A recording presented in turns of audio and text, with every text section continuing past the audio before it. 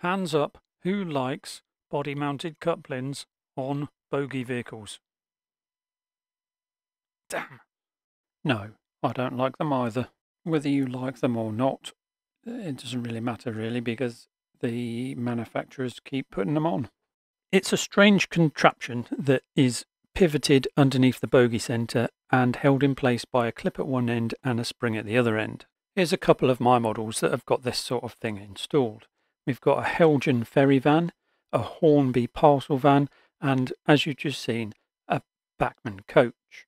The theory behind the idea is pretty sound, but only really works, in my experience, on layouts that have got baseboards that are as flat as glass and have really shallow turnouts and curbs.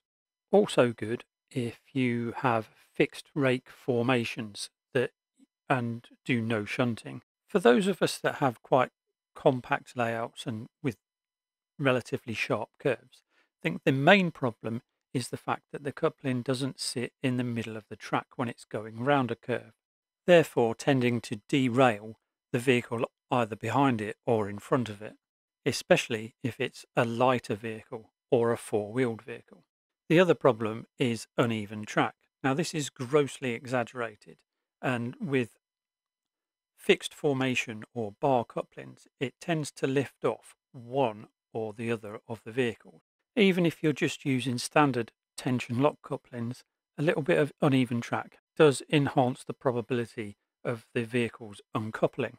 Bachmann do produce a part for their coach bogies that's this thing on screen now, but it's not readily available as a spare part. Some might see this as harking back to the days of the old massive coupling that Lima engines and vehicles used to have, although with a smaller coupling. I see it as putting the coupling back where it belongs, on the bogie. For the purposes of model railways and tension lock coupling, having the coupling in the centre of the track, even when it goes around a sharp corner, is the ideal position. Well, that's my opinion anyway. As I said, the part that Bachmann produce isn't available as a spare part, which sometimes makes me wish I had a 3D printer. I don't have one, and I'm not likely to get one, but if I did, I would produce this part, but with a NEM pocket, so that I could put different size couplings in it. I might have a word with John at the shop, because this is the sort of thing that he does. If anybody else out there fancies having a go at this sort of thing, I will purchase some of them off of you. Which is a nice segue into the next part of this video, which is where I discovered just recently somebody has produced a part that fits onto the Heljan bogie for the CarggoWagon. He announced it onto one of the Facebook groups that I'm involved with and made it available through that well-known auction site with a very reasonable price. I'll leave a link to it in the description below.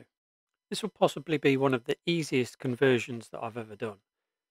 The body just pops off of the CarggoWagon, held on by a few clips. The hardest part was prizing this plate off. It's only plastic, it's glued on, and because we're replacing the coupling mechanism anyway, it doesn't matter if it breaks. With the coupling mechanism and the bogies removed, it's just a case of gluing in place the replacement part. Did that with a little bit of CA glue, super glue, and then to blend everything in, I give it a lick of paint, which I'm becoming more attached to the acrylics on the market and not wanting to give up on my Revel number 9. I've started using quite a lot of Tamiya NATO black, and those of the observant among you will notice that NATO is an anagram of a not black. I gave the whole bogie a quick coat of paint, makes it look a lot better, a lot less plastic compared to the other one. The body and the bogies clip back into place really easily, and with the tension lock couplings clipped into the NEM pocket, makes this vehicle more than I ever hoped it could be. The couplings now firmly in the centre of the track, even on the sharpest of my corners. That's all from me today. I'm slowly getting back into the swing of this sort of thing. Thanks for watching. See you next time.